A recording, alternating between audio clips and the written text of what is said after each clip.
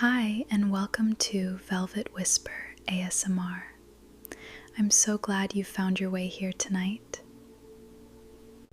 Before we begin, make yourself comfortable and let your head settle gently into the pillow beneath you. Allow your shoulders to soften. Take one slow, quiet breath in and then gently let it go. Whatever happened today can wait outside this room for a little while. Nothing needs solving right now.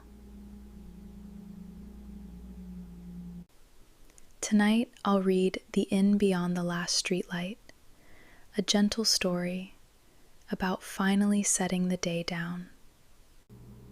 You don't need to follow every word. If your thoughts drift, simply let them drift without effort. And if you fall asleep before the ending, that's perfectly okay. Sleep is exactly where we're going. So settle beneath the covers, close your eyes whenever you're ready, and let our quiet story begin. There was, at the quietest edge of the city, a street most people never walked to the end. It was not a secret street. It appeared on maps and collected rain like every other street. Ordinary houses stood there with ordinary curtains, small gardens, and warm kitchens glowing softly after sunset. But beyond the final house stood one old-fashioned streetlight, alone at the edge of the familiar city. Its black iron post leaned slightly toward the road, as though it had grown tired of standing straight. Beneath its glass shade, an amber light made the darkness feel less empty and strangely more welcoming. Almost everyone turned back before reaching it, remembering laundry, messages, or preparations for the following morning. They assumed there was nothing beyond that last streetlight except a locked gate and an empty field. And on most evenings, they were right. The road simply ended, and the city remained behind them. But on certain nights, when someone had carried the day too long, the road quietly continued onward. Clara discovered this on a Thursday evening in late autumn, after a week that would not become quiet. She repaired old books in a conservation workshop, hidden inside the city's large and echoing central library. It was patient work. Clara knew how to mend fragile pages without making the repair announce itself. She could lift old tape, clean a dusty spine, and strengthen a cover until the damage nearly disappeared. She liked the concentration her work required and the gentle silence that normally gathered around her table. Yet that week, quiet had become difficult to find, even among the library's tall and orderly shelves. There were forms to complete, calls to return, cabinets to reorganize, and several impatient requests to answer. Many arrived marked with urgent words, immediately, essential, before tomorrow, as though everything depended upon Clara. Even after the library closed, the unfinished tasks followed her thoughts and refused to remain inside the building. They followed her down the stone steps, along the pavement, and onto the crowded evening bus. By Thursday, Clara felt like someone carrying a tray filled with far too many delicate, trembling cups. Nothing had spilled yet, but she had become very tired of walking through life so carefully. That evening, distracted by her thoughts, she stepped from the bus one stop earlier than she intended. She noticed only after the bus had pulled away, carrying its engine sound and warm windows into the rain. A fine rain was falling, too soft for an umbrella, but persistent enough to gather on her eyelashes. Clara studied the street sign. Her apartment was perhaps 20 minutes away, though her phone battery was empty. So she began walking while the houses grew quieter and the noises behind their curtains became gentle. At last, she passed the final house and stood beneath the lonely streetlight's small circle of amber. Ahead of her, the road continued between two rows of hedges, dark with rain and shining leaves. Clara frowned. She was almost certain there should have been only a locked gate and an empty field. Yet small lanterns glowed beyond the hedges, their reflections forming a loose, golden path across the wet road. Far ahead stood the outline of a house, and Clara could smell the warm, dry comfort of wood smoke.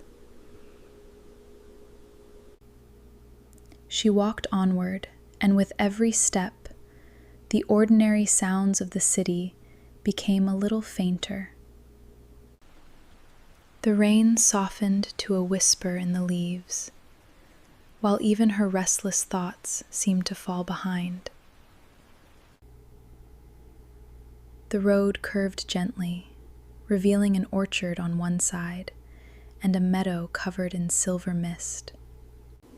Nothing moved there except the tall grass, bending beneath the breeze and slowly rising once again. At last, Clara reached a long, low house built from pale stone beneath a dark slate roof. A wooden sign above the entrance read, "The Inn Beyond the Last Streetlight," in carefully painted letters.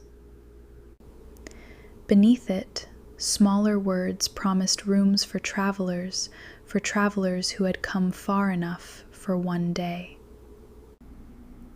Clara read the sentence twice, feeling as though the house had been expecting her tiredness specifically.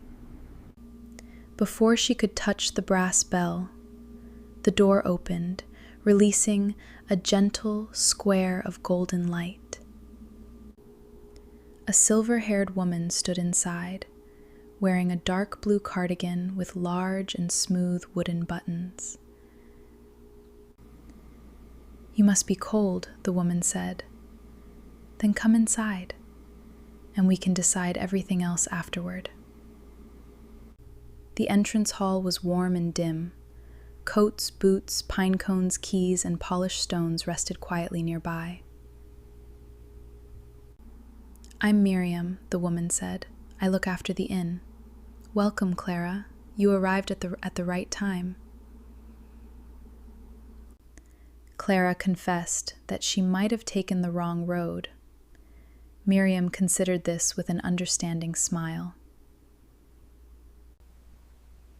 "Most people who arrive here think that at first," she said. "Would you like some tea?"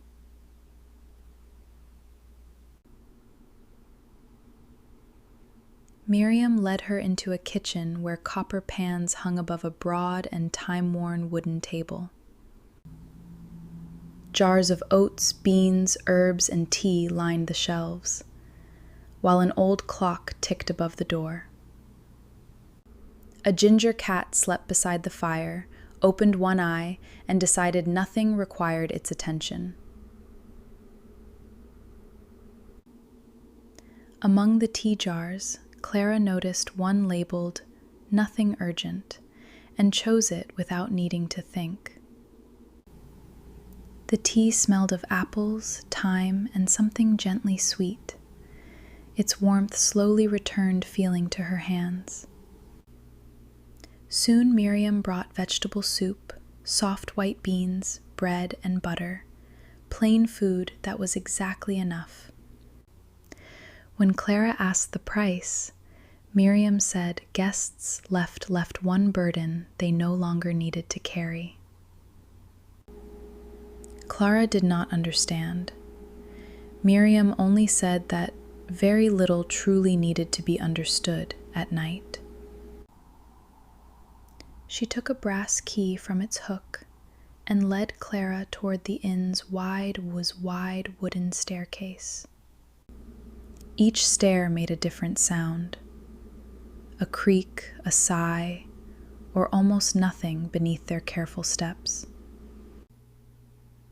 Along the upper corridor, small lamps glowed beside paintings of hills, boats, and peacefully open windows. Miriam stopped at door number 7 and opened it onto a simple room beneath the sloping roof. A white quilt covered the bed. Beside it stood a lamp, dried lavender, and no telephone or clock. A little iron stove held a quiet fire, and a clean nightshirt waited, folded upon the pillow. The rooms contain most of what a sleeping person needs, Miriam said, as though this were enough. Clara thought she should tell someone where she was, but no one was waiting inside her apartment. Only 2 houseplants, unwashed dishes, and tomorrow's clothes would notice that she had not returned. "I suppose it can wait until morning," Clara said. "Most things can," Miriam answered very softly. Before leaving, Miriam showed her a bell cord. "Pull once if you need anything," she explained. "What happens if I pull twice?" Clara asked. "Then the bell rings twice," Miriam replied, smiling. Alone, Clara changed, washed her face, folded her clothes, and placed her shoes neatly side by side. She climbed into bed, where the mattress received her weight and the quilt settled pleasantly around her. She turned off the lamp, closed her eyes, and immediately every unfinished thought returned at once.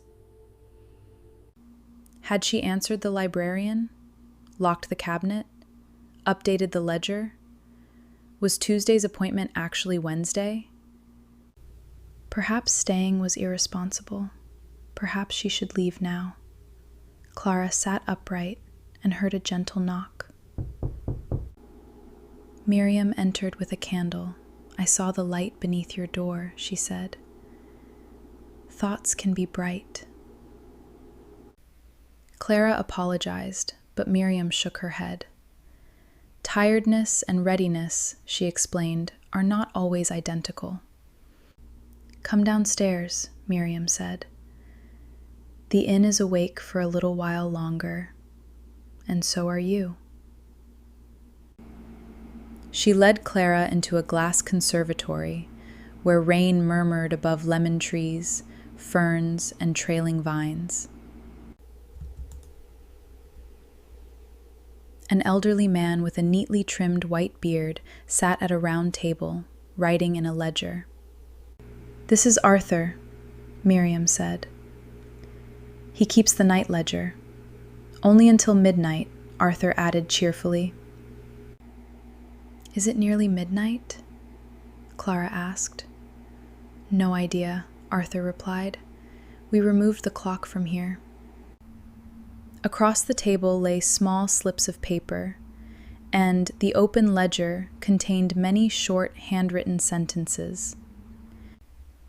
"The kitchen floor can be washed tomorrow," one entry said, in careful and slightly sloping handwriting. Another read, "I do not need to solve my daughter's entire life tonight. The curtains can wait too." One difficult conversation does not mean everything is broken, Clara read, feeling her breathing become slower. Guests write down whatever keeps them awake, Arthur explained. Then I look after those thoughts until morning. But they still exist, Clara said. Of course, Arthur answered. We do not destroy important things. We simply give them somewhere else to exist for a few hours while their owners are sleeping. Miriam placed a blank slip before Clara. Slowly, Clara wrote, I may have forgotten something important. Arthur copied the sentence into the ledger with slow, rounded letters, then folded the original paper. How will I know whether I did? Clara asked. You will not, Arthur replied, and that is tonight. Tomorrow is when you find out, he continued, placing the folded worry inside a small wooden drawer. Clara wrote another sentence. There is more work than I can finish, no matter how carefully I plan. Arthur copied it without judgment and waited, giving the silence enough room for another truth to arrive. Everyone seems to manage ordinary life better than I do, Clara wrote, pressing the pencil too firmly. A very popular entry, Arthur said. It often comes from people who appear to manage exceptionally well. Clara added, I should have replied sooner. And then another smaller note simply saying, I am behind. After a long pause, she wrote the sentence she had been avoiding. I am tired of being useful. Her final note said, I do not know what I am working toward anymore, only that I keep working. Arthur copied every sentence, closed the ledger, and placed the pencil gently across its dark green cover. The drawer beside him already held hundreds of folded notes, none demanding an answer before morning. There, Arthur said. You no longer need to remember those things tonight. We will keep them downstairs. Would you like to walk? Miriam asked. Clara glanced at the glass roof. The rain had finally stopped. They stepped into the garden, where the night smelled of wet earth, lavender, and fallen autumn leaves. Gravel shifted beneath their slippers, while small lanterns made circles of light along the winding path. Miriam carried another lantern, although the garden already seemed to know exactly where they were going. They passed rosemary and sage, then walked beneath bare climbing roses, jeweled with drops of rain.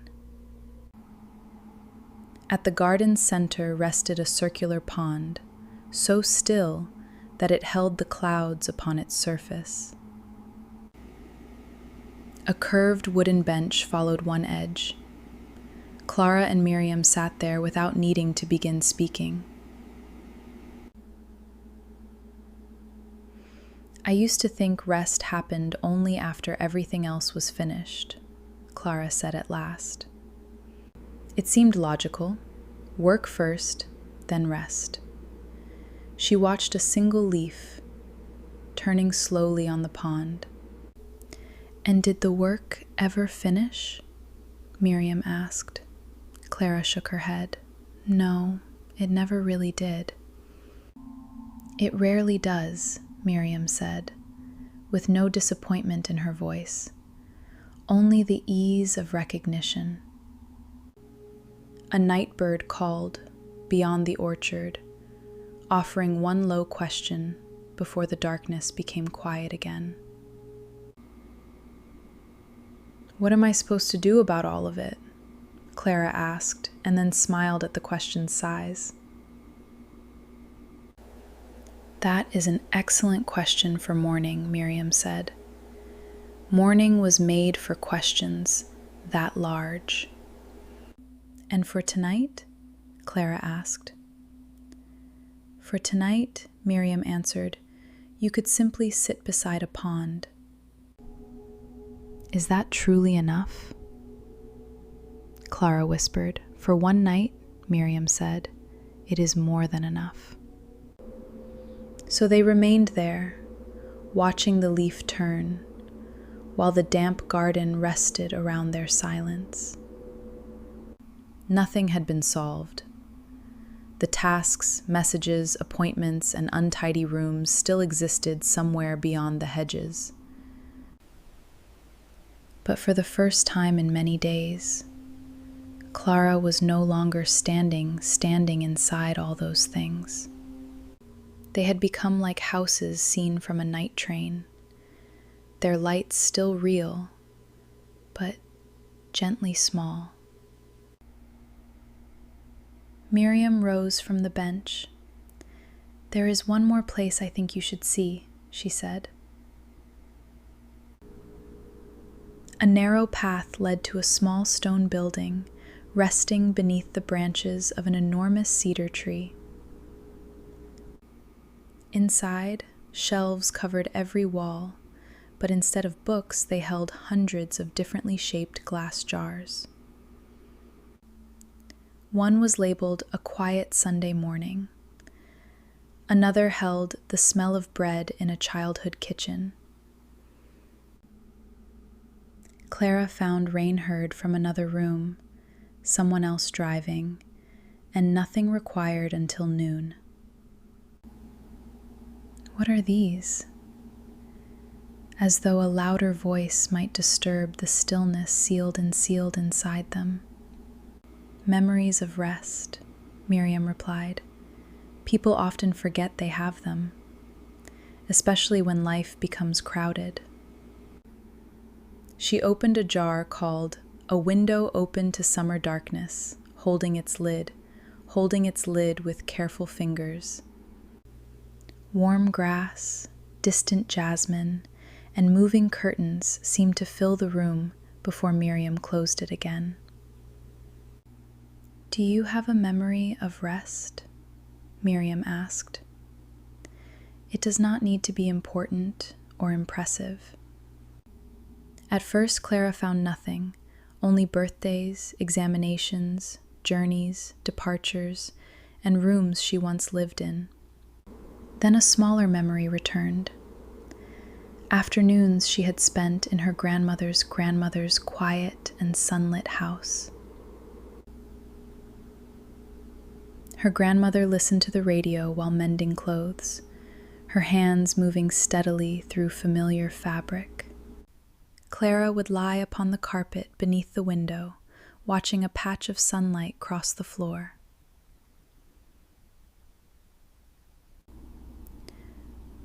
"What did you have to do there?" Miriam asked. "Nothing," Clara answered, surprised by the word.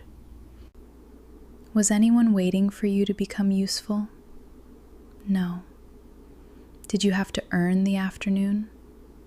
"No." Miriam lifted an empty jar from the shelf and opened it, while Clara gently closed her eyes. The carpet's rough weave returned, with floating dust, radio voices, and the small sound of silver scissors. Miriam closed the jar.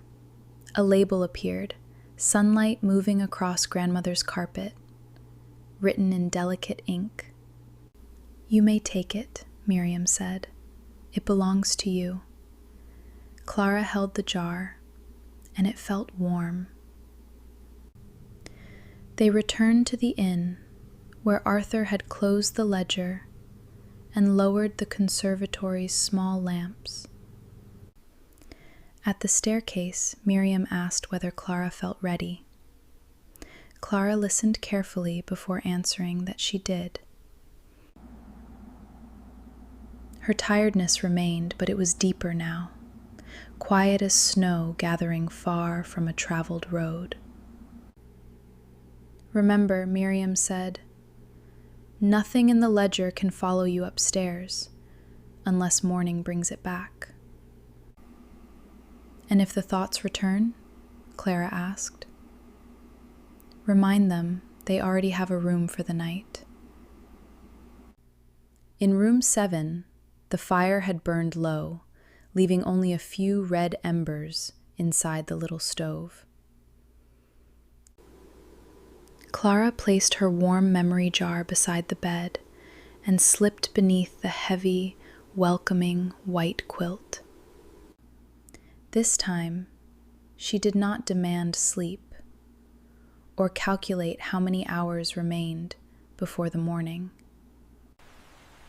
She simply noticed the mattress holding her weight, the pillow beneath her head, and rain returning overhead. A thought about work appeared. Clara imagined placing it inside Arthur's ledger, between its patient pages. Another thought arrived about transport, clean clothes, and explanations. That thought could remain downstairs as well. There would be a morning. Morning could hold morning things. Night did not need to hold them first. Clara breathed in lavender, wood smoke, and clean cotton, then breathed out as her jaw gently loosened. Her shoulders sank deeper into the bed, and the quilt rested over her like a quiet hand. Behind closed eyes, she saw grandmother's carpet, moving sunlight, the radio, and fabric passing through patient hands. Her thoughts lost their edges.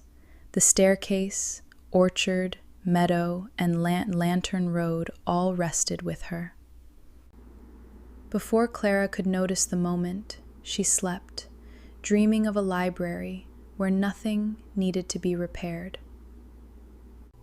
Clara woke to pale sunlight beneath the curtains, not remembering the room for several peaceful seconds.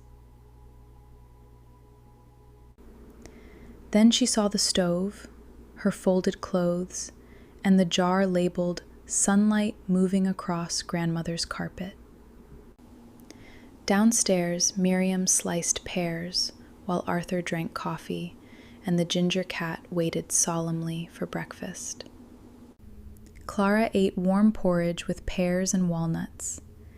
"Did you sleep?" Miriam asked. "Yes," Clara said. Afterward, Arthur opened the night ledger and asked which of her thoughts she wished to take back. "I may have forgotten. Something important could return," she would check. "More work than I can finish." Stayed. "Everyone manages better," stayed too. I should have replied returned, but without carrying guilt before the reply. "I am tired of being useful," returned as information, not complaint. Arthur said that was wise. At the door, Miriam said Clara could build a smaller inn anywhere, warm tea, low lights, tomorrow outside. Clara walked home as the lanterns faded. Behind her was only a silver field, yet the jar stayed warm. And perhaps you too have carried the day long enough. Perhaps its unfinished pieces can wait nearby. You need not destroy or solve them. Give them a room in the night ledger until morning. Drink something warm, lower the lights, and place tomorrow gently somewhere outside the room for now. Upstairs, room 7 is ready. The sheets are cool, the quilt is warm, and rain crosses the roof. For now, you have come far enough. There is nowhere else to be, and this is enough. Hi, and welcome to Velvet Whisper ASMR. I'm so glad you found your way here tonight. Before we begin, make yourself comfortable and let your head settle gently into the pillow beneath you. Allow your shoulders to soften. Take one slow, quiet breath in, and then gently let it go. Whatever happened today can remain outside this room for a little while. Nothing needs solving right now. Tonight, I'll read The Garden of Quiet Things, a gentle summer story about allowing the day to become still. You don't need to follow every word. If your thoughts drift, simply let them drift without any effort. And if you fall asleep before the ending, that's perfectly all right. Sleep is exactly where we're going. So settle beneath the covers, close your eyes whenever you're ready, and let our quiet story begin. In the little seaside town of Rosehaven, the warmest evening of summer arrived without even the smallest breeze. The roofs held the day's heat, and the narrow streets smelled softly of salt, sun-warmed stone, and jasmine. At the end of Lavender Lane stood a pale cottage with blue shutters and a garden no wider than a blanket. Nora had borrowed the cottage for one quiet week, hoping distance might make her tired thoughts easier to carry.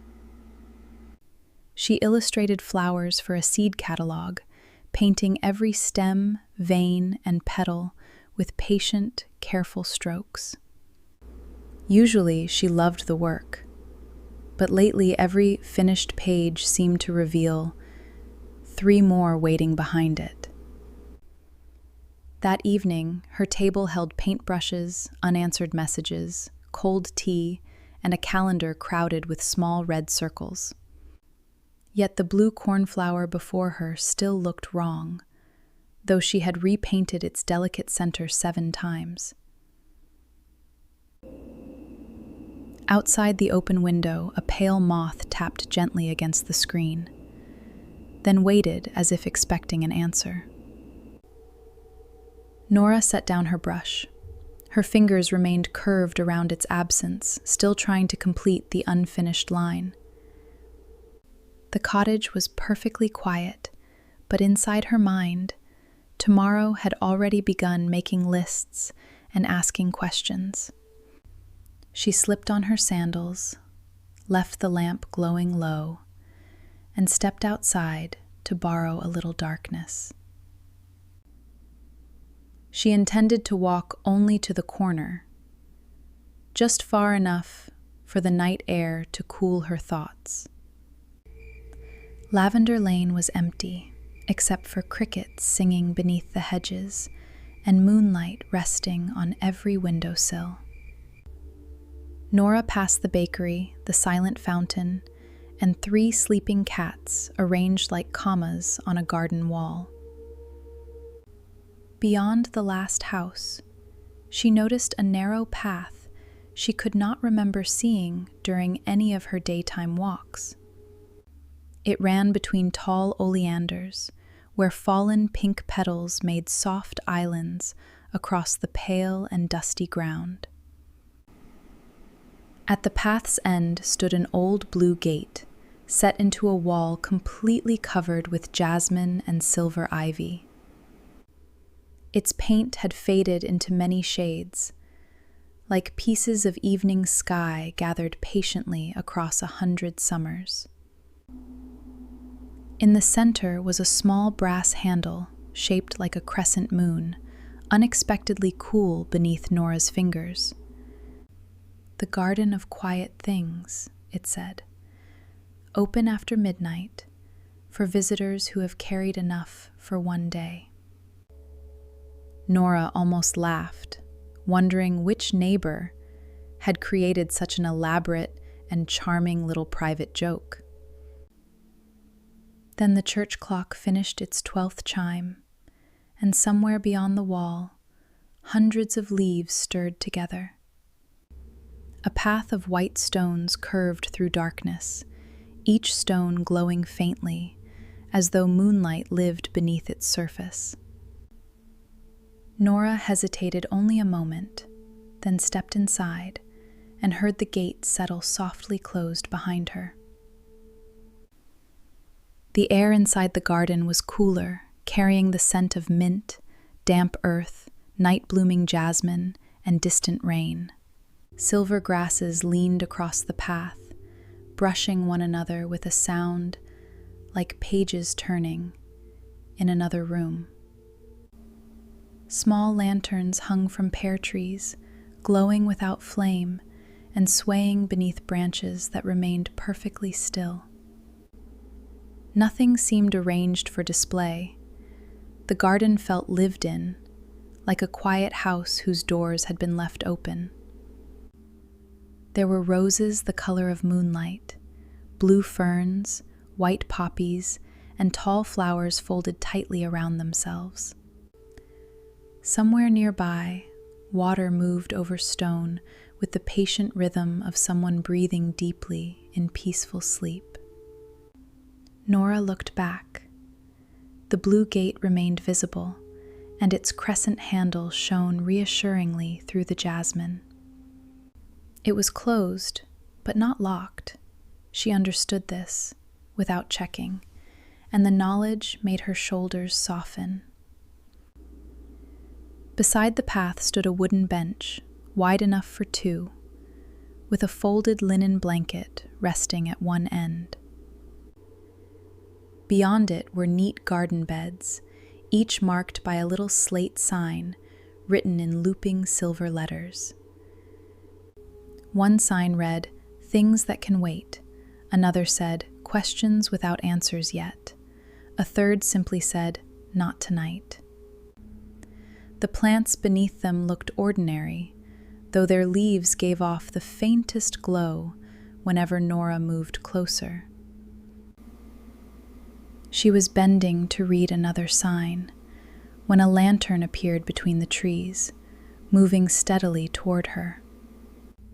An elderly woman followed, wearing a straw hat and carrying a watering can painted with tiny golden stars. "Good evening," the woman said, as naturally as if Nora had arrived for tea at a perfectly reasonable hour. Her name was Elowen, and she had kept the garden for longer than Rosehaven's oldest clocks could accurately remember. "You came because your body is tired and your thoughts are not," she said, without making it sound like a question. "Gardens have fences," she explained, "but this one has never needed, to keep a weary person on the wrong side." Nora began to apologize for entering, but Elowen smiled and pointed toward the unlocked blue gate behind them.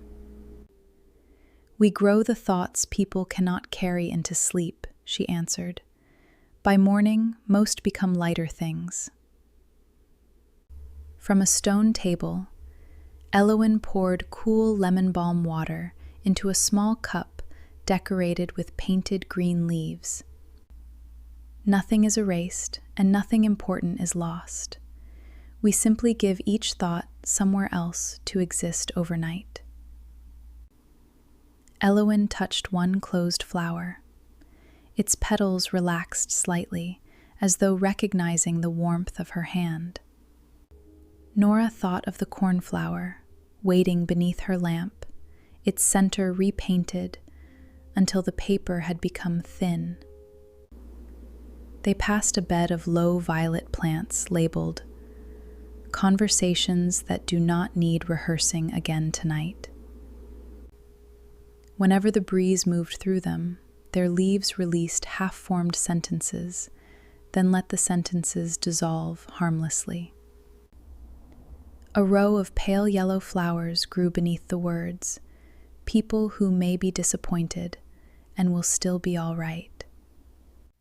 Nearby, soft gray moss covered a sign reading, "Mistakes that have already taught everything they can before morning." The clover held hundreds of dewdrops, though the rest of the garden remained dry beneath the cloudless sky.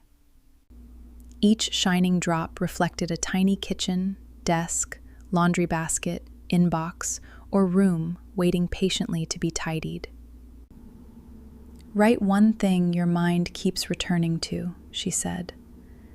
"The sentence does not need to be graceful or wise."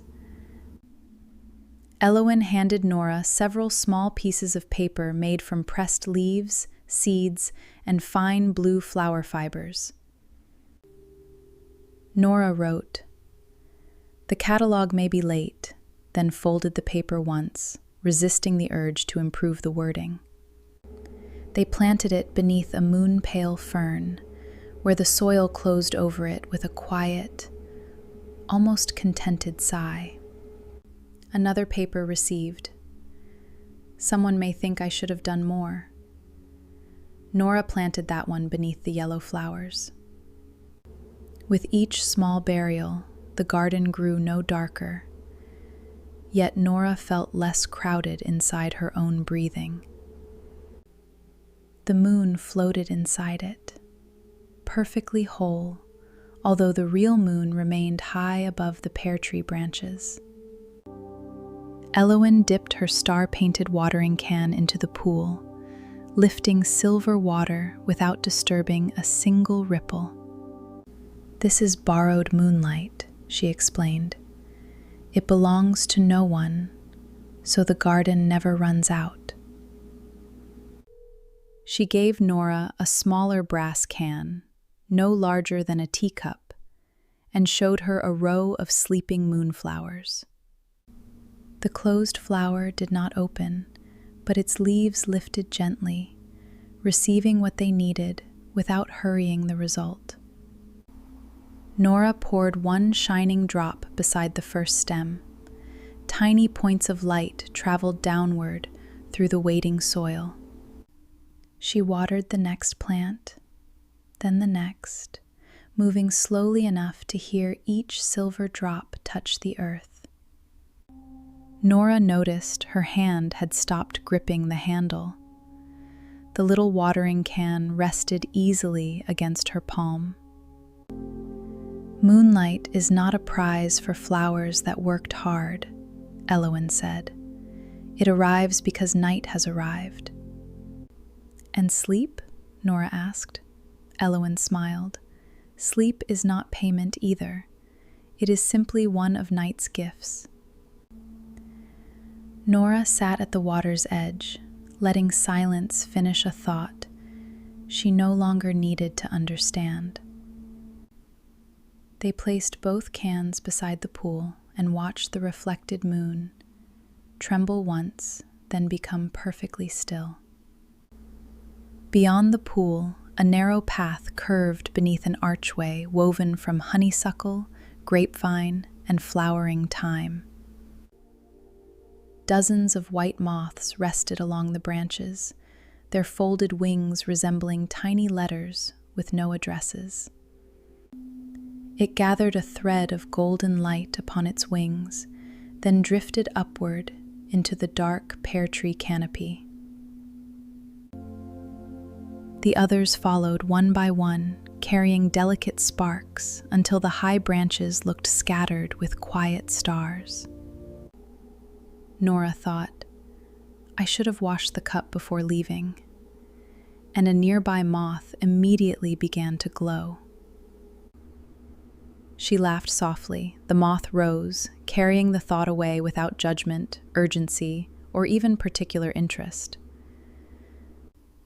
Soon they entered a small orchard where figs, peaches, and apricots warmed the air with their sleepy sweetness. Lavender grew between the trees, and every step released a little fragrance from the pale path beneath them. An owl called once from somewhere beyond the wall.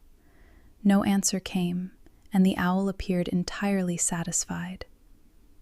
Nora felt the night against her arms, the ground beneath her sandals, and her breath arriving without instruction. "Not every path needs a destination," Elowen said. "Some paths exist only to return you gently to your body." They continued beneath the moth-lit branches, walking slowly enough that even their shadows seemed rested. The path ended at a small summer house with open windows, pale curtains, and a roof covered in white roses. Inside were 2 woven chairs, a round table, a blue teapot, and shelves filled with mismatched glass jars.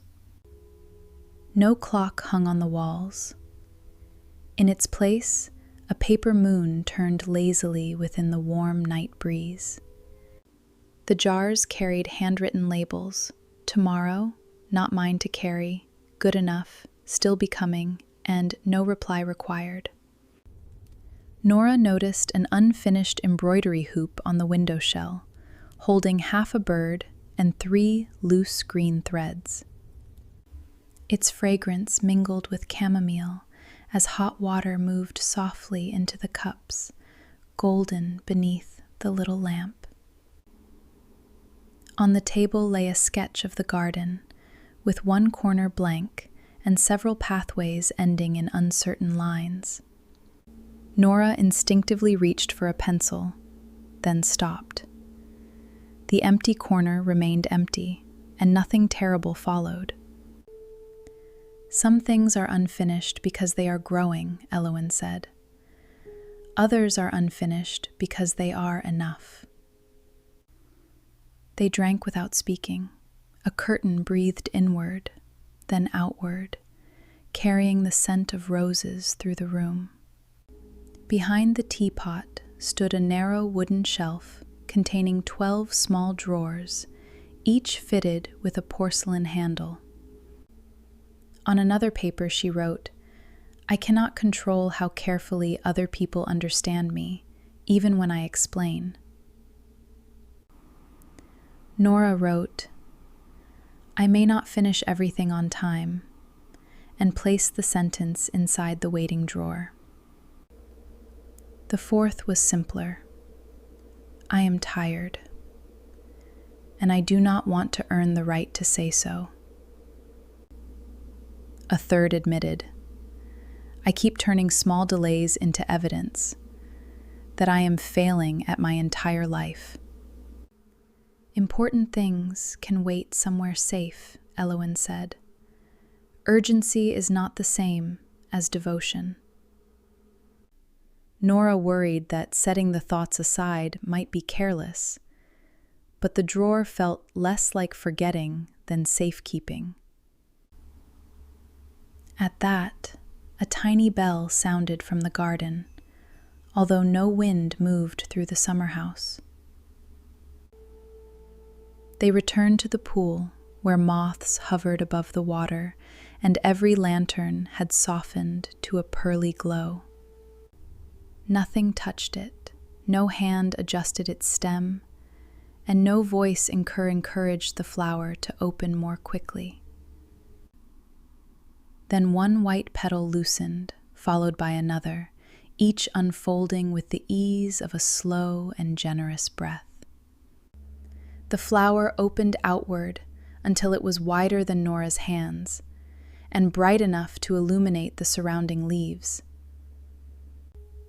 Some were large, some small, and several remained closed. Elowen regarded every one with the same peaceful expression. "Those may open tomorrow," she said, "or next week.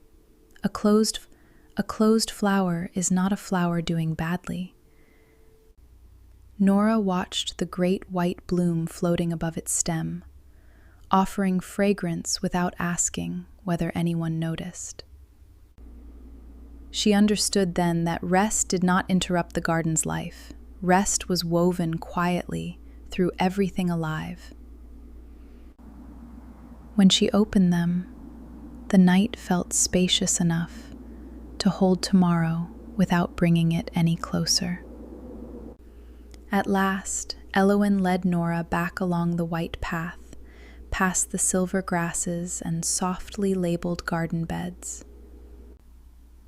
"Plant it wherever you most often forget to pause," she said.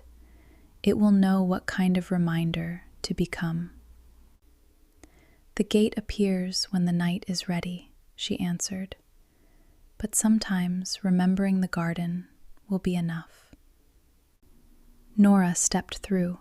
The gate closed gently, and the jasmine-covered wall became ordinary beneath the paling sky. Lavender Lane waited exactly as before, though the stones had cooled and the crickets were singing more slowly. From the bakery came the first warm scent of bread, drifting between the houses, before any windows showed light. Nora walked past the sleeping cats, the fountain, and the dark shop fronts, without planning the hours ahead. Inside the cottage, her lamp still glowed beside the unfinished cornflower and the cup she had not washed. She closed the paint box, left the brush where it was, and placed the small seed beside the blue ceramic cup.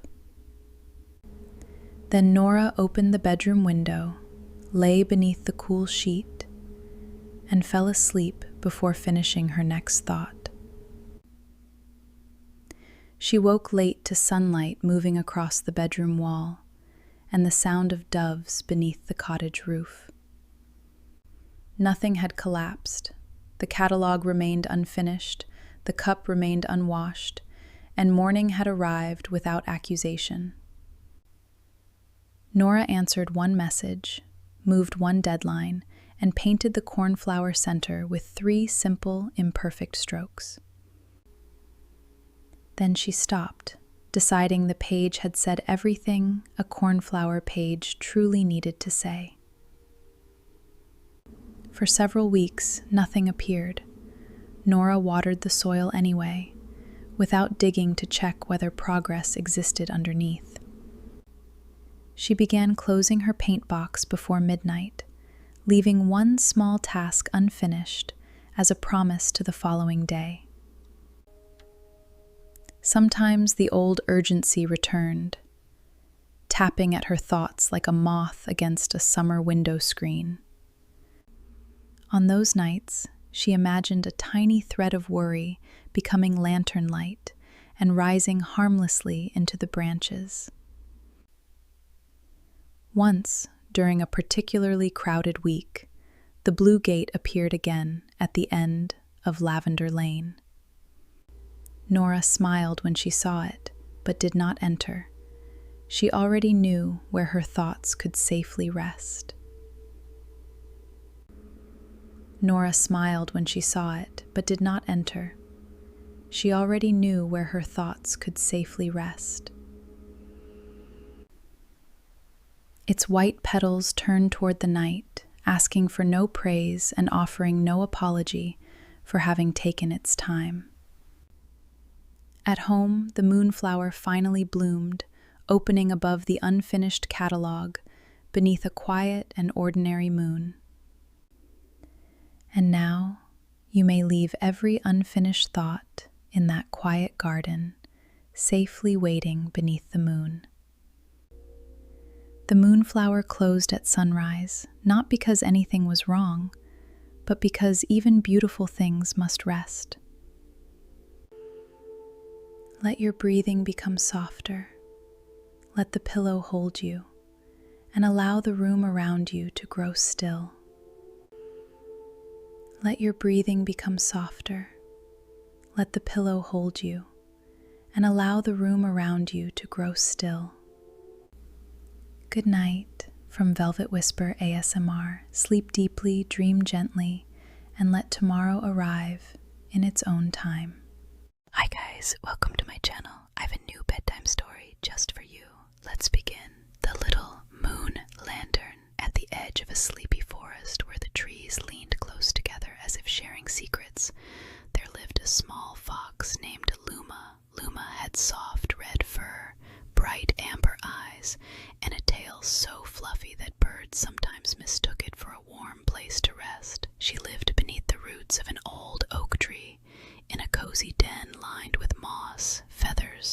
dry leaves and one blue ribbon she had found beside the stream. Every morning, the forest woke in layers. First came the hush before sunrise, when everything was still blue and silver. Then came the birds, one by one, practicing their songs as if they had forgotten them in the night. Then the rabbits began to hop through the clover. The squirrels scampered along branches. The bees stretched their tiny wings inside the flowers. And finally, the sun would rise over the hill, warming the treetops with gold. But Luma's favorite time was not morning. It was night. She loved the moment when the forest slowed down, when the birds tucked their heads beneath their wings, when the rabbits returned to their burrows, when the wind moved gently instead of rushing, when the shadows softened and everything seemed to breathe more quietly. Most of all, Luma loved the moon. Every night, before curling into her mossy bed, she would climb out of her den, sit beside the old oak tree, and look up through the branches. "Good night, old lantern," she would whisper. The moon never answered with words, of course, but it answered in other ways. It painted silver lines on the stream. It turned spider webs into lace. It made the mushrooms glow softly after rain. It rested on the backs of sleeping deer and on the wings of quiet moths. To Luma, the moon was not just a light in the sky. It was a friend. One evening, after a long, warm day, Luma wandered farther than usual. She crossed the fern path, past the blackberry bushes, and followed the little stream until she reached a meadow she had never seen before. The meadow was wide and quiet, filled with tall grass that swayed like waves on a green sea. In the middle of it stood a stone. It was not a large stone, but it was smooth and pale, and in the moonlight it looked almost as if it had fallen from the sky. Luma climbed onto it and sat very still. From there she could see almost the whole forest. She could see the tall pines in the north, dark and pointed. She could see the willow trees by the stream, dipping their long fingers into the water. She could see the hill where the owls nested, and above everything, she could see the moon, round and bright. "This is the best place in the whole forest," Luma whispered. Just then, a small voice said, "It is, isn't it?" Luma jumped. Out from the tall grass came a mouse wearing a little cap made from an acorn top. "I didn't mean to frighten you," said the mouse. "You didn't," said Luma, although her tail was still twice its usual size. "Well, maybe a little." The mouse smiled. "My name is Miri," she said. "I come here when I can't sleep." "I'm Luma," said the fox. "I come here because I like the moon." Miri looked up. "The moon is nice," she agreed. "It makes the dark less dark." Luma liked that sentence very much. The two of them sat together for a while, not talking. Sometimes that is the best kind of company, someone beside you who does not need to fill the quiet. At last, Miri yawned. "I should go home," she said. "My family will wonder where I am." "Good night, Miri," said Luma. "Good night, Luma." And the little mouse disappeared into the grass. From that night on, Luma often visited the meadow stone. Sometimes Miri was there. Sometimes she was not. Sometimes an owl flew overhead without making a sound.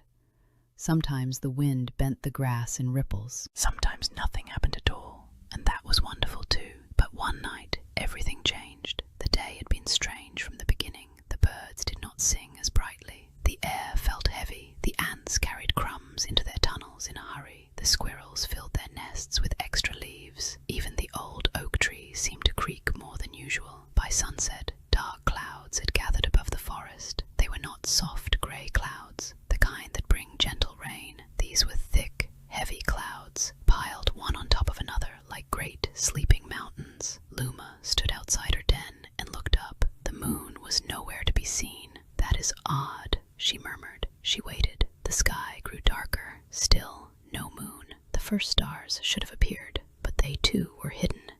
cold wind moved through the trees. The forest, usually so peaceful at night, became uneasy. The rabbits stayed deep in their burrows. The deer gathered close together beneath the pines. The frogs stopped singing.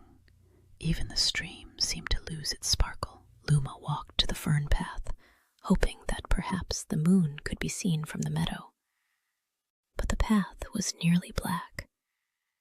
She had never noticed before how many roots crossed it, how many stones waited in the shadows, how many little sounds the forest made when there was no moonlight to soften them. A twig snapped. Luma froze. "Who's there?" she whispered. "It's me," said Miri, stepping out from beneath a fern. Her acorn cap was tilted to one side. "I can't find my way home." Luma hurried to her. "You're far from your burrow," she said. "I went to the meadow," Miri explained.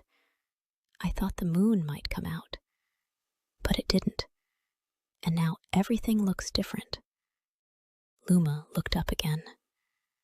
The clouds covered every bit of sky. "The moon is only hidden," she said. Miri nodded, but her whiskers trembled. What if it forgets to come back? Luma wanted to say that moons never forget, but she did not know if that was true. She had never had to wonder before. So instead, she said, "Then we will remember it for a while." Miri looked at her. How? Luma thought. She looked at the dark path. She looked at the black trees. She looked at the little mouse beside her, trying very hard to be brave. Then she remembered something in her den. "Come with me," said Luma. The two friends hurried back to the old oak tree. Inside Luma's den, everything smelled of moss and dry leaves.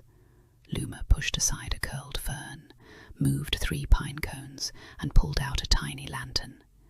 It was made from a hollow acorn. Luma had found the acorn shell after a storm. She had carefully cleaned it, made little windows in its sides, and tied a stem across the top for a handle. She had never used it for anything important. It had mostly sat in the corner, looking charming. Tonight, however, it seemed exactly right. "It's beautiful," whispered Miri. "It needs a light," said Luma. Just then, something blinked near the entrance of the den. Once, twice. A small firefly floated inside. "Excuse me," said Luma politely. "Would you mind helping us?" The firefly blinked again. Luma had always believed that fireflies understood more than anyone guessed. "We need a little light," she said, "just until the moon comes back." The firefly drifted into the hollow acorn and settled there, glowing softly. The lantern filled with golden light. Miri gasped. "It's like a baby moon." Luma smiled. Together, they stepped outside. The acorn lantern did not make the whole forest bright. It did not chase away every shadow.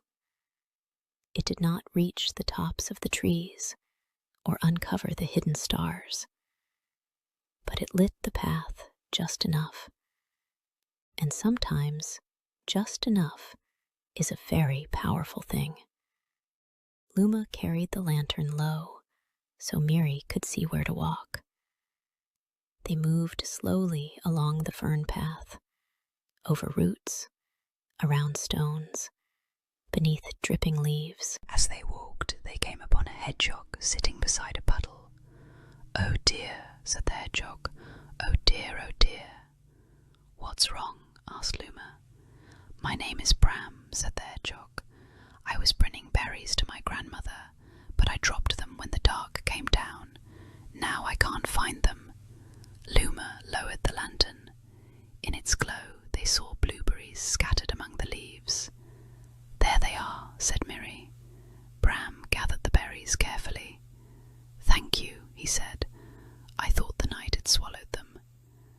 "The night is big," said Luma, does not swallow everything. Bram looked at the lantern. Where are you going with that little light? To the meadow stone, said Luma. We are leaving a light for the moon. Bram blinked. For the moon. So it can find the forest, said Miri. Bram thought about this. I have a glowworm cousin, he said. He lives under the old log near the mushrooms. He might help. So Luma, Miri, and Bram went to the old log near the mushrooms. There they found not one glowworm, but 7. They were having a quiet meeting about damp bark.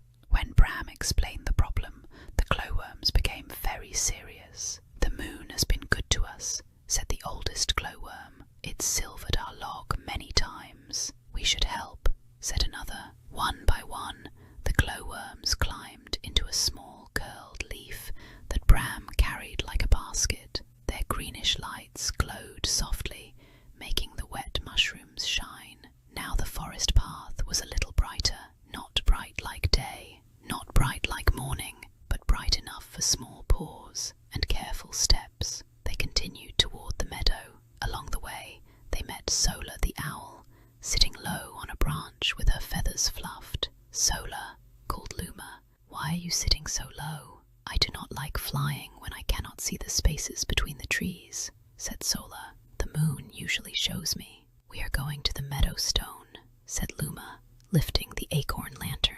We are making a light until the moon returns. Sola turned her great round eyes toward the lantern. A small light, she said. Yes, said Luma. Sola looked at Miri, who stood proudly beside Luma despite being very small. She looked at Bram with his leaf basket of glowworms. Then she opened her wings. Small lights look larger from above, she said. I will come. Sola flew slowly ahead, guiding them past low branches. Soon they met 2 rabbits, Nib and Nella, who were trying to find the entrance to their burrow. It was here this morning, said Nib. Burrows do not usually move, said Nella, but tonight I am not so sure. Luma lowered the lantern and found the burrow entrance hidden behind a curtain of grass.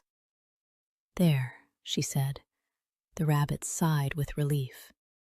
When they heard where Luma and the others were going, they looked at each other.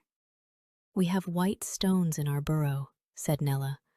They shine a little when light touches them.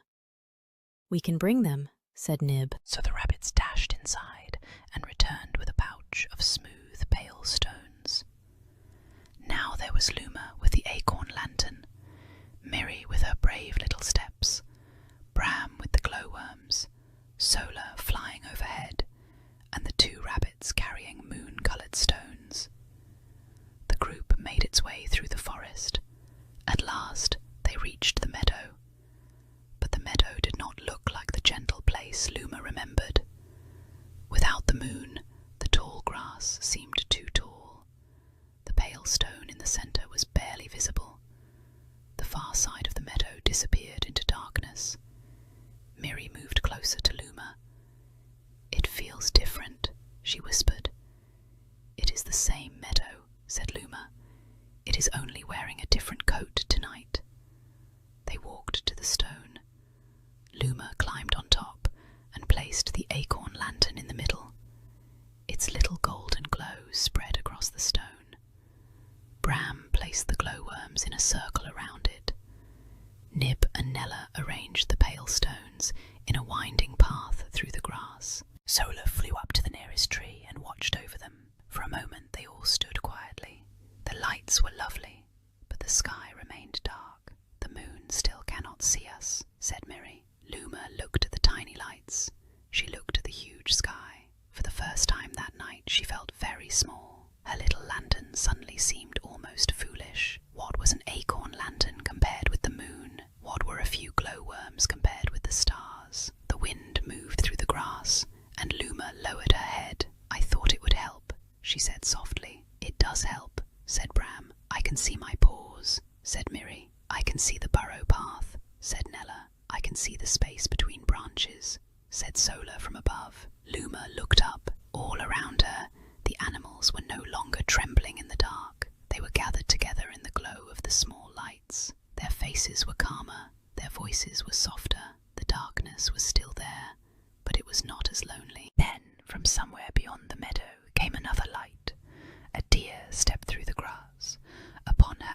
stems hung strands of tiny, shining beetles, resting like living jewels. "My name is Evera," said the deer. "We saw your lights from the pine grove." Behind her came more deer. Then a family of raccoons appeared, carrying polished shells that reflected the glow. Then a troop of squirrels came down from the trees with bits of amber resin. Then moths arrived, pale and fluttering, their wings catching every glimmer. Then frogs came from the stream, each carrying a drop of water on a leaf so the lights could sparkle in it. The meadow began to shine, not all at once, not suddenly, but slowly, softly, gently. A glow here, a glimmer there, a reflection, a shimmer, a blink, a tiny spark. The animals placed lights along the grass, around the stone, beneath the trees, beside the stream, and on the little hill beyond the meadow. The winding path of pale stones grew brighter. The glowworms formed careful circles. The fireflies floated above everyone like golden thoughts. The beetles on Evera's antlers shone green and blue. The water drops held pieces of light and made them tremble beautifully. The meadow, once dark and uncertain, became a field of tiny moons. Luma stood on the stone and watched in wonder. She had brought one little lantern. Now the whole forest was helping. Miri climbed onto the stone beside her. "Do you think the moon can see us now?" she asked. Luma looked up. The clouds were still thick, but something about them had changed. Their edges seemed softer. A pale brightness pressed gently from behind them. "I think," said Luma, "the moon is trying." The animals settled around the meadow. Since they were already gathered, and since the night was still dark, Sola the owl suggested they tell stories. "Stories are also a kind of light," she said. Everyone agreed this sounded wise, because owls usually did. Bram told the first story. He told of the time he mistook a chestnut for another hedgehog and apologized to it for 3 whole minutes before realizing his mistake. The rabbits laughed so hard they rolled into each other. Then Nella told a story about a carrot that had grown in the exact shape of a sleeping duck. The raccoons told a story about washing a shiny pebble for half a day because they thought it might turn into treasure. The frogs sang a little song about rain. It had only 3 words: plip, plop, dream. But they sang it in such a serious way that everyone listened quietly. Finally, Miri told a story. Her voice was small at first, but it grew steadier.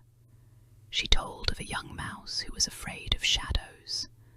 This mouse used to think every shadow was a monster, until one night she discovered that some shadows were only flowers, some were only stones, and one was only her own tail, looking much larger than usual. "And what did the mouse learn?" asked Sola. Miri smiled. "That fear can stretch things," she said, "but light can shrink them back." Everyone became quiet after that. Luma looked at her little friend with admiration. Miri had been frightened earlier, but now she had given the whole forest a sentence to remember.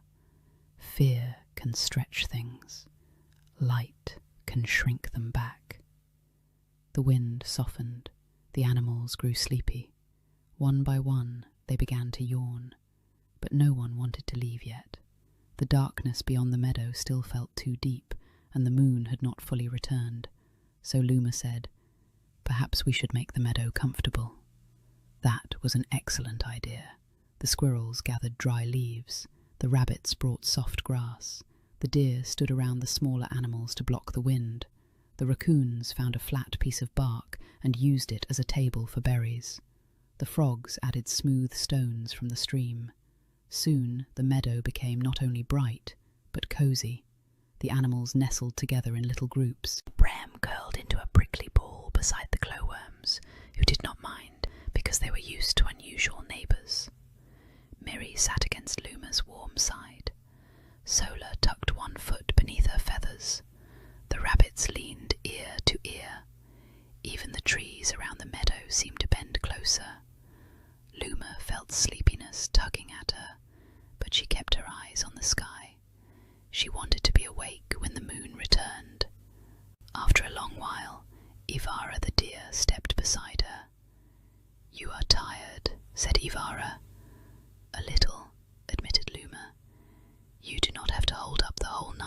yourself.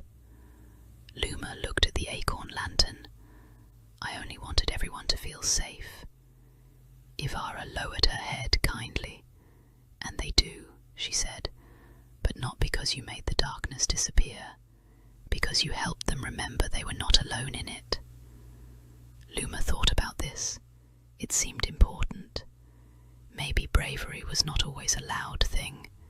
Maybe it was not roaring or racing or pretending not to be afraid. Maybe sometimes bravery was simply carrying a small lantern down a dark path and saying, "Come with me." The clouds shifted. A thin silver line appeared in the sky. All the animals looked up. The line widened. The clouds slowly parted, like curtains being drawn aside by invisible hands, and there, behind them, was the moon, round, gentle, bright, the whole meadow filled with silver. The stream flashed awake, the grass shone, the pale stones glowed, the animals' eyes reflected the moonlight. Every leaf, every feather, every whisker seemed touched by calm. No one spoke for a moment. Then Miri whispered. It came back. Luma smiled. It was always there, said Sola from her branch, only hidden. The moon rose higher. Its light joined the fireflies, the glowworms, the beetles, the water drops, and the little acorn lantern. The meadow was brighter than Luma had ever seen it, but now the brightness was not only from the sky, it was from everyone. The animals began to make their way home. Sola guided the rabbits to their burrow. Ivara led the deer back to the pines. The raccoons carried their shells to the stream. The frogs hopped away, singing softly, "Blip, plop, dream." Bram took a few berries to his grandmother, though he had eaten several by accident while waiting. Miri stayed with Luma until the meadow was nearly empty. "Will you come here tomorrow night?" asked Miri. "Yes," said Luma, "even if the moon is bright." "Especially then," Miri smiled, "and if it is dark again."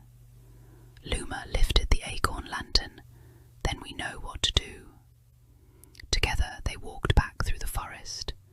This time the path was silver and clear. The roots no longer looked like claws. The stones no longer seemed strange. The trees were once again trees, old and kind and full of sleepy birds. When they reached Miri's burrow, the little mouse paused. "Thank you for finding me," she said. "Thank you for walking with me," said Luma. Miri disappeared inside. Luma continued to her den beneath the old oak. The firefly flew out of the acorn lantern and blinked once, as if saying good night. "Thank you," Luma whispered. The firefly rose into the branches and joined the others.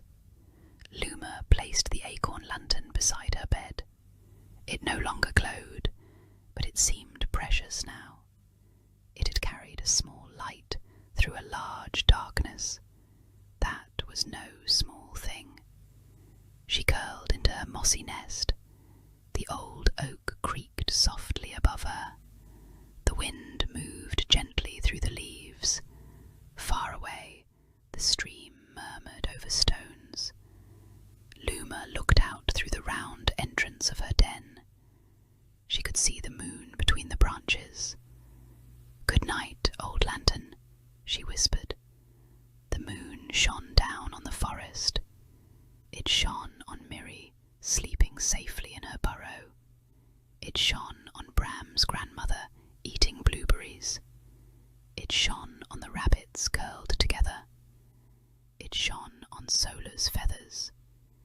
It shone on Ivara's antlers. It shone on the meadow stone, where a few glowworms still lingered, proud of their work. And it shone on Luma, whose eyes were growing heavier and heavier. Just before she fell asleep, she thought she heard the moon whisper back, "Good night, little lantern." The next morning, the forest woke in layers again. First came the blue hush, then came the birds, then the rabbits, then the bees, then the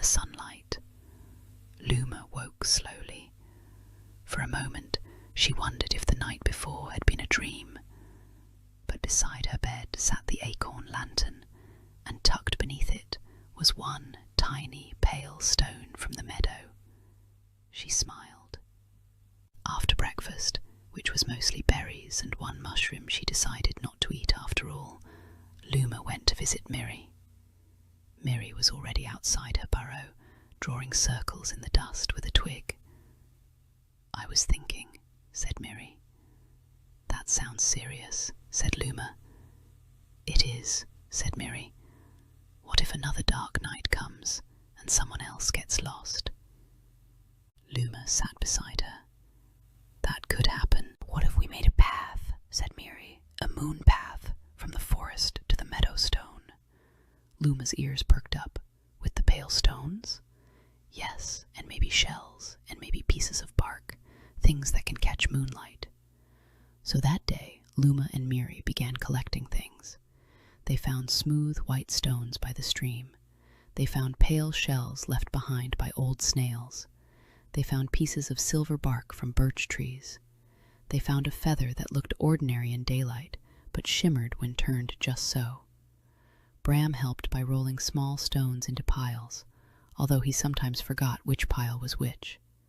Nib and Nella helped arrange the path, though Nib kept suggesting it should lead past the carrot patch. Solo watched from a branch and gave advice like, "A little to the left," and "No, your other left."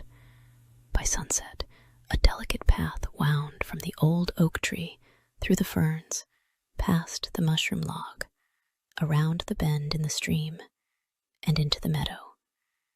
It was not a road. It was not wide. It was simply a trail of small, bright things waiting for moonlight. That night, when the moon rose, the path began to glow. Softly, quietly, one stone after another, one shell after another, one silver piece of bark after another. The animals gathered to see it. "It looks like the moon spilled a ribbon," said Nella. "It looks like a promise," said Ivara. Luma stood at the beginning of the path with Miri beside her. "What shall we call it?" asked Bram. "The moon path," said Miri. "The remembering path," said Sola. "The don't get lost path," said Nib. Everyone considered this. Then Luma said, "Maybe it can have all those names." So it did. From then on, whenever the night was clear, the path glimmered. And whenever the clouds came, the animals knew where to gather. Some nights, only Luma and Miri sat on the meadow stone. Some nights, Bram came with berries. Some nights, Sola told stories of the stars. Some nights, the rabbits fell asleep before anything interesting happened. But every night, someone looked up at the moon and remembered the dark night when the forest had learned a secret. The sky gives light, but so can we. Seasons passed. Summer softened into autumn. Leaves turned gold, red, and brown. They floated down like tired butterflies and covered the moon path, so the animals had to sweep it clear with tails, paws, wings, and antlers. Autumn cooled into winter. Snow fell over the forest. Quiet and deep, the moon path disappeared beneath white blankets, but the animals still knew the way by heart. On winter nights, the moon made the snow shine so brightly that the whole forest looked like it had become a dream. Winter melted into spring. New flowers grew beside the path. Fireflies returned. The stream ran fast with fresh water. Tiny birds learned to fly from branch to branch, making brave mistakes. And through every season, Luma kept the acorn lantern in her den. She did not need it every night, but she liked knowing it was there. One spring evening, a young badger named Tovo came to the old oak tree. He looked embarrassed. "I heard," he said, staring at his paws, "that you know about dark paths." Luma tilted her head kindly. "I know a little." Tovo swallowed. "I want to visit my aunt beyond the meadow, but I don't like going Everyone says badgers should be brave, but at night the trees look too tall and the spaces between them look too deep. Luma did not laugh. She did not say, "There is nothing to be afraid of," because she knew that when someone is afraid, saying, "There is nothing," can make them feel even more alone. Instead, she brought out the acorn lantern. "I was afraid once too," she said. "You?" asked Tovo. "Yes." "But you're Luma," he said, as if that explained something. Luma smiled. "Even Luma was afraid." She placed the acorn lantern between them. "Bravery does not mean the path stops being dark. It means you do not have to walk it without light." Tovo looked at the lantern. "Can I borrow it?" "Of course," said Luma, "but only if you bring it back. It is a very important acorn." Tovo nodded solemnly. That night, with a firefly glowing inside the lantern, Tovo walked the moon path. Luma walked with him part of the way, then watched as he continued towards his aunt's home. He moved slowly. He looked back twice, but he kept going. The next morning, he returned the lantern with a little bunch of spring flowers tied to its handle. "For saying I could be afraid and still go," he said. Luma placed the flowers beside her bed. After that, the acorn lantern became known throughout the forest. A sparrow borrowed it when she had to find her fallen feather collection. A young rabbit borrowed it when he wanted to prove he could sleep one night in the meadow, though he came home after 7 minutes, and everyone praised him anyway. A mole borrowed it, even though he mostly lived underground, and admitted he liked the idea of carrying moonlight more than he needed it. Each time the lantern returned, it came with something small: a feather, a stone, a berry, a story. Luma kept them all in a little corner of her den, not because she wanted treasures, but because each one reminded her that small lights travel farther than anyone expects. One night, many months after the first dark evening, Luma climbed again onto the meadow stone. Miri was beside her, older now, but still wearing her acorn cap. The moon was full. The forest was quiet. The moon path glowed. "Do you ever miss the night when we were scared?" asked Miri. Luma thought about it. "I do not miss being scared," she said, "but I am grateful for what we found there." "What did we find?" Luma looked around. She saw Bram sleeping beside a berry basket. She saw the rabbits curled in the grass. She saw Sola watching the sky. She saw Ivara standing at the edge of the meadow, silver light on her antlers. She saw fireflies blinking above the flowers. She saw the path they had made together. "We found each other," said Luma. Miri leaned against her. "That was a good thing to find." The moon climbed higher. The meadow grew softer. The animals slept. And Luma, who had once thought the moon was only above her, understood something new. The moon was above, yes, but it was also in the stones, in the water, in the glowworms, in the fireflies, in the stories, in the kindness of a friend walking beside you. And sometimes, most wonderfully, it was in a little acorn lantern carried through the dark by someone who was afraid but kept walking anyway. Luma yawned. Miri yawned too. The whole forest seemed to yawn with them, so they left the meadow stone and followed the moon path home. At Mary's burrow, they whispered goodnight. At the old oak tree, Luma slipped into her den. She placed the acorn lantern beside her. Outside, the moonlight rested on the roots of the oak. The leaves whispered. The stream hummed. The night wrapped the forest in a blanket of blue and silver. Luma curled her tail over her nose. Her eyes closed. And just before sleep carried her away, she whispered, as she always did. "Good night, old lantern." And from above, and from the stones, and from the stream, and from every tiny kindness glowing quietly in the world, the night seemed to whisper back, "Good night, little one. Sleep safely. The light knows the way home." So guys, this is the end of the story. Good night to all.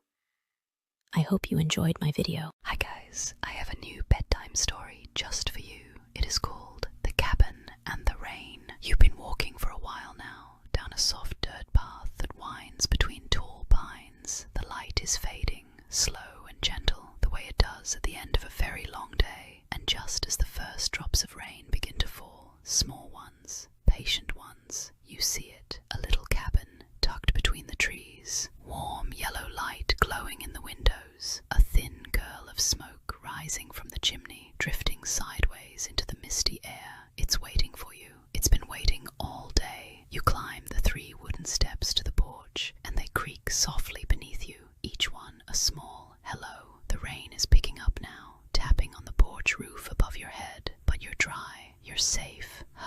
You reach for the door handle, smooth, cool brass, and the door swings open with a quiet sigh. Inside, the air is warm. It smells like cedar and wood smoke and something faintly sweet, maybe cinnamon, maybe just the memory of it. You close the door behind you, and the sound of the rain softens into something distant and kind. A hush, a blanket of sound wrapped around the whole world. You slip off your shoes. The floorboards are smooth and warm under your feet, worn soft by years of quiet evenings just like this one. There's a fire burning low in the stone fireplace. Orange light flickers across the walls, across the old armchair with its deep cushions, across the thick knitted blanket folded over its arm. The fire crackles, a gentle pop, a soft hiss, and settles again, like it's getting comfortable too. You cross the room slowly. There's no reason to hurry. There's nothing left to do today. Everything that needed doing is done, or it can wait, and either way, it isn't yours to carry tonight. On the small wooden table by the window, someone has left a kettle and a mug and a little jar of chamomile flowers. You fill the kettle and set it over the fire, and while you wait, you stand at the window and watch the rain. It's falling steadily now, silver threads against the darkening trees. Each drop lands on the glass and slides down slowly, tracing thin, winding paths, joining other drops, becoming small, quiet rivers. You follow one with your eyes, then another. The world outside is getting blurry and soft, all deep green and grey blue, and the window holds it at a distance, like a painting of a storm instead of the storm itself. The kettle begins to murmur, not a whistle, just a low, contented sound, like humming. You pour the water over the chamomile flowers and watch the steam rise, curling and unhurried. The scent reaches you, gentle, grassy, a little like honey. You carry the mug to the armchair. You sink into it, and the cushions accept you completely, holding you the way still water holds a floating leaf. You pull the blanket over your legs. It's heavier than it looks, a good weight, a grounding weight, and warm, as if it had been waiting by the fire just for you. The rain drums on the roof, soft and steady, thousands of tiny fingertips tapping out a rhythm with no beginning and no end. You take a slow sip of tea. Warmth moves through you, down through your chest, out to your fingertips. You let your shoulders drop. You didn't realize you'd been holding them up all day, but you were, and now you don't have to. The fire shifts. A log settles deeper into the embers, sending up a small swirl of sparks that rise and fade like tiny orange stars. Outside, thunder rolls somewhere far away, so far away it isn't even thunder anymore, just a low, round sound at the edge of the world. It isn't coming closer, it's moving on, past distant hills, taking all its noise and urgency somewhere else. Here there is only rain and fire and you. You watch the flames for a while. They move move like slow dancers, folding and unfolding, orange into gold, into deep, quiet red. There is nothing to figure out in a fire, nothing to solve.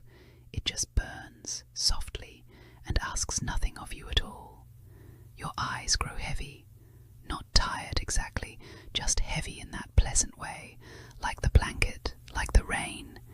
You let them close only halfway, and the room turns to soft focus, firelight and shadow, warmth and hush. You think vaguely of the day behind you, and you notice something. It's already far away. All of it. The conversations, the small worries, the things you meant to do. They've drifted out into the rain, and the rain is carrying them gently down the path, out through the trees, away. They'll keep. Everything keeps until morning. The tea is finished now, the mug warm and empty in your hands. You set it down on the little table beside you, and it makes the smallest sound, a soft click of ceramic on wood, and that is the last task of the day, the very last one. It is done. Across the room, there's a bed tucked under the sloped ceiling, piled with quilts. You rise from the chair slowly, the blanket still around your shoulders like a cape, and you make your way over, floorboards murmuring softly beneath each step. The quilts are cool at first when you slide beneath them, then warm, so quickly warm, holding your shape like they've known it forever. The pillow is soft and deep. You settle in and settle again, and find the exact position where every part of you is held. From here, you can still see the fire, lower now, mostly embers, glowing like a small, patient heart across the room. And you can hear the rain above you, closer now, right there on the other side of the roof. It taps and patters and streams, steady as breathing, in and out. The rain doesn't rush. It has all night. It will fall while you sleep, filling the streams in the forest, rinsing the pine needles, softening the earth. It will keep watch over the cabin, over the glowing embers, over you. It has done this 1,000 nights before, and it knows exactly what to do. Your body grows heavier against the mattress. Your breathing slows to match the rain. Somewhere in the dark outside, an owl calls once, a low velvet sound, and then even the owl goes quiet, tucking itself against the trunk of some old tree, closing its round eyes. The fire settles one more time, a whisper of embers, a soft orange sigh, and you are warm, and you are safe, and there is nowhere else you need to be, not tonight, not for hours and hours. The whole night stretches out before you like a long, slow river, and all you have to do is float. The rain falls, the embers glow, the cabin holds you, the way it has held every weary traveller who ever found it at the end of a long day, quietly, completely, asking nothing. Your thoughts grow soft around the edges. They drift apart like clouds after a storm, thinning, opening, letting the dark sky through. And the dark is not empty. It is full of rest. It has been saving a place for you all day. You sink a little deeper. The rain grows a little softer. And somewhere between one breath and the next, between the patter on the roof and the hush of the embers, sleep comes to find you. It comes gently, like the rain came. A few small drops at first, and then everywhere, all at once, soft and warm and deep. Good night. Sleep well. The rain will be here, falling softly all night long. Thank you for letting me be part of your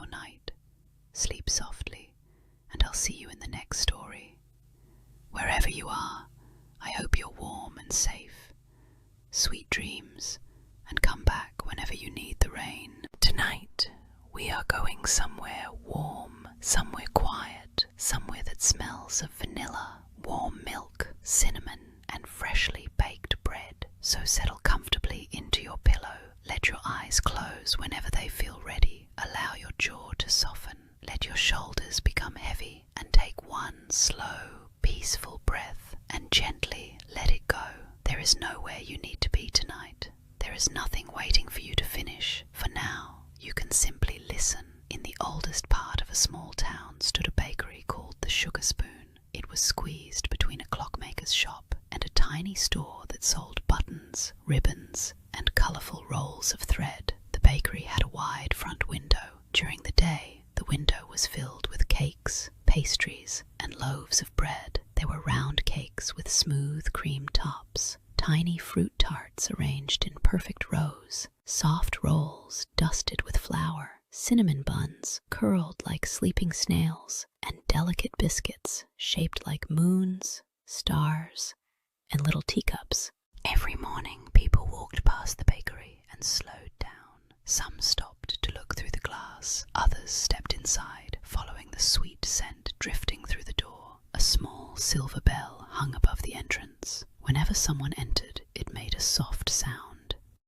Ting! But at night, the bakery was completely different. The curtains were drawn, the chairs were placed upside down on the tables, the ovens cooled, the mixing bowls rested on their shelves, and the silver bell above the door remained perfectly still. The bakery belonged to a baker named Mira. Mira wore her dark hair in a loose braid and always had a little flower on the tip of her nose. She woke before sunrise every morning. She prepared the dough while the town was still sleeping. She mixed flour, water, salt, butter, and a little sugar. Round and round, round and round. She kneaded the bread slowly against the wooden counter. Press, fold, turn, press, fold, turn. When the dough was ready, she covered it with a clean cloth and left it to rise. Mira believed that dough should never be hurried. Everything soft needs time, she often whispered. At the end of each day, after the final customer had gone home, Mira carefully cleaned the bakery. She wiped every table. She swept every crumb from the floor. She polished the glass cake stand, and she lined up the jars on the shelves. Sugar, cocoa, vanilla, cinnamon, nutmeg, tiny silver sweets, dried berries, and colourful sprinkles that made a quiet rattling sound whenever the jar was moved. Shh, shh, shh. Then Mira prepared one final cup of warm milk. She sat beside the kitchen window and watched the town settle into the evening. One by one, the upstairs windows across the street grew dark. The clockmaker locked his door. The button seller rolled down her striped awning. The last bicycle rolled slowly across the square, and soon the whole town was asleep. One evening, Mira noticed something unusual. She had just placed the clean wooden spoons into their drawer when she heard a very faint sound behind her. It was not the doorbell. It was not the clock. It was not the old refrigerator humming quietly in the corner. It sounded like a tiny sigh. Mira stood completely still. There it was again, a soft little sigh. Mira turned toward the cake counter. Inside the glass case stood a small vanilla cake. It had 3 pale layers, smooth cream icing, and 7 tiny strawberries arranged around the top. The cake had been baked that morning, but no one had chosen it. Now only one slice remained. Mira leaned closer. "Was that you?" she whispered. The cake did not answer. Of course it did not answer. It was a cake. Mira smiled at herself. "You must be tired," she said. She lifted the glass cover and gently placed a clean cloth over the remaining slice. Then she switched off the kitchen lights. "Good night, little cake." Mira went upstairs to her room above the bakery. She washed the flour from her hands. She changed into her softest nightclothes. Then she climbed into bed. But just as she began to fall asleep, she heard something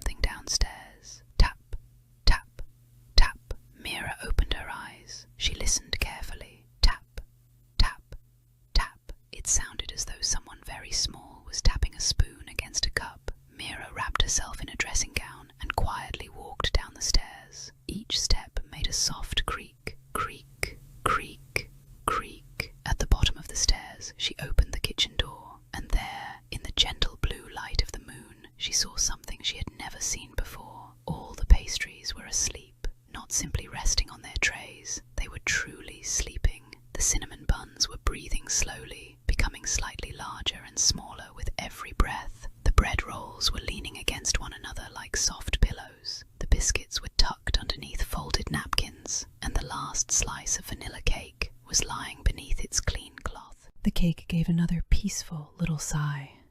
Mira covered her mouth so she would not laugh too loudly. On the counter, a teaspoon had somehow fallen against a teacup. The breeze from the open window was moving it gently. Tap, tap, tap. Mira crossed the room and closed the window. Then she carefully adjusted the cloth, covering the vanilla cake. "Sweet dreams," she whispered. The slice of cake settled more deeply beneath its cover. From that night onward, Mira began to notice the secret sleeping habits of everything she baked. The plain bread loaves fell asleep very quickly. As soon as the bakery became quiet, they grew still and warm. They liked to sleep close together on the bottom shelf. The croissants took longer. They were restless pastries. They shifted from one side to the other. Sometimes a flaky corner would lift in the air before dropping back onto the tray. The fruit tarts slept neatly and politely. They never moved. But the strawberries on top occasionally murmured to one another. The biscuits liked bedtime stories. They would not settle until Mira read a few pages from an old recipe book. She would sit beside their tin and whisper instructions for sponge cake, apple pie, or honey bread. "Mix the butter and sugar until smooth," she read one evening. "Add the eggs, one at a time." Inside the tin, the biscuits became very still. Fold in the flour gently. One biscuit gave a tiny, sleepy crunch. Bake until golden, and then they were asleep. Mira never told anyone about the sleeping pastries. She thought it was better to let them keep their quiet nighttime secret. But she began changing the bakery's evening routine. Before closing, she warmed the room slightly. She placed soft cloths over the cake stands. She moved the noisier jars away from the sleeping biscuits, and she stopped stacking the bread rolls too closely together. "You all need room to breathe," she whispered. There was only one item in the bakery that never seemed able to sleep. It was a small, round bun called Pip. Pip had been made from sweet dough with a little honey and orange peel. He had a shiny golden top and one small raisin in the center. Pip was baked every morning with the other buns, but somehow he was never sold. Whenever a customer pointed toward him, they changed their mind. They chose a croissant or a slice of cake or a warm cheese roll. So every night, Pip remained alone on the top shelf. Mira covered him carefully, but while all the other baked goods slept, Pip stayed awake. He rolled slightly to the left, then slightly to the right. He counted the jars on the opposite shelf. 1, 2, 3, 4, 5. He listened to the kitchen clock. Tick, tock, tick, tock. He tried to close his eyes, but buns do not really have eyes, so Pip was not sure whether he was doing it correctly. One night, Mira entered the kitchen and found Pip sitting upright beneath his cloth. "You're still awake," she whispered. Pip gave a tiny wobble. "I don't know how to fall asleep," he said. His voice was soft and warm, like bread fresh from the oven. Mira pulled out a chair and sat beside him. "What happens when you try?" she asked. "I begin thinking," Pip replied. "What do you think about?" "Everything." Mira nodded. That was something she understood. "What kind of everything?" Pip thought for a moment. "I wonder why no one chose me today." Mira listened.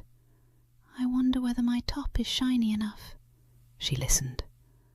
"I wonder whether I have too much orange peel." She listened. "I wonder whether I should have been a cinnamon bun." Mira smiled gently. "And when you have finished wondering about those things?" "I begin wondering about tomorrow." Mira rested her elbows on the counter. "Pip," she whispered, "you do not have to solve tomorrow tonight." Pip became quiet. But what if tomorrow is exactly the same as today? Then tomorrow can take care of itself when it arrives. Pip rolled slightly closer. What should I do with all my thoughts? Mira looked around the bakery. On the highest shelf stood an empty glass jar. She reached up and brought it down. It was a simple jar with a wooden lid. Mira placed it beside Pip. "We can put them in here," she said. "Put what in there?" "Your thoughts." Pip looked at the empty jar. "Will they fit?" "We'll see." Mira removed the lid. "Tell me the first thought." Pip hesitated. "I am worried that nobody will choose me tomorrow." Mira pretended to lift the thought carefully from the air. She held it between her fingers. Then she placed it inside the jar. "Tap." "There," she whispered. Pip watched. "Tell me another one." "I might not be sweet enough." Mira collected the thought. She placed it in the jar. Tap. "I might be too small." Tap. "My raisin might be crooked." Tap. "I do not know where buns go after they leave the bakery." Tap. "What if the cinnamon buns are more interesting than I am?" Tap. "What if I never discover what I am supposed to be?" Tap. Mira placed the wooden lid on the jar. "All safely inside," she said. Pip looked at the jar. "What happens to them now?" "They can stay here until morning." "And then?" "In the morning, you may open the jar and see whether you still need them." Pip was silent for a moment. "What if I don't?" "Then we can sprinkle them into the flour bin and make something new." Pip liked that idea. Mira carried him to a small round basket near the cooling oven. She folded a soft napkin underneath him. Another napkin went over the top. The oven was no longer hot, but a little warmth remained in the stones. It was just enough to make the corner feel cozy. Mira sat beside the basket. "Now," she whispered, "you can listen to the bakery becoming quiet." Together they listened. The clock ticked. Tick, tock. Tick, tock. The shelves made small settling sounds. The refrigerator hummed. The pipes inside the wall gave a gentle sigh. Outside, a little rain began tapping against the window. Tip, tap, tip, tap. Mira lowered her voice even more. "The day is finished," she whispered. "You have done everything you needed to do." Pip rested against the napkin. "The doors are locked." Pip became still. "The counters are clean." The warm air surrounded him. "The bowls are resting." His thoughts felt farther away. "The spoons are sleeping in their drawer." Pip gave a tiny yawn. "The flour is quiet inside its bag." His golden top sank gently against the soft cloth. "The sugar is still." The rain continued against the window. Tip, tap, tip, tap. "And you are safe here," Mira whispered. Pip tried to think about tomorrow, but tomorrow seemed very far away. He tried to wonder whether his raisin was crooked, but he could not remember why that had mattered. He listened to the rain. He felt the warmth of the oven stones. He smelled cinnamon, vanilla, and bread. And for the first time since he had been baked, Pip fell asleep. He dreamed he was floating inside a large white mixing bowl. The bowl was as soft as a cloud. Instead of being filled with dough, it was filled with warm milk. Pip floated gently in a circle, round and round, round and round. Above him, tiny sugar crystals shimmered like stars, but they did not shine too brightly. They glowed softly, just enough to make the dream feel peaceful. In the dream, Pip was not worried about being chosen. He did not wonder whether he was too small. He did not compare himself with the cinnamon buns. He simply floated, slowly, quietly, comfortably. And whenever a thought tried to enter the dream, it turned into a little bubble. The bubble rose through the warm milk, up, up, up, then disappeared with a soft sound. Pop,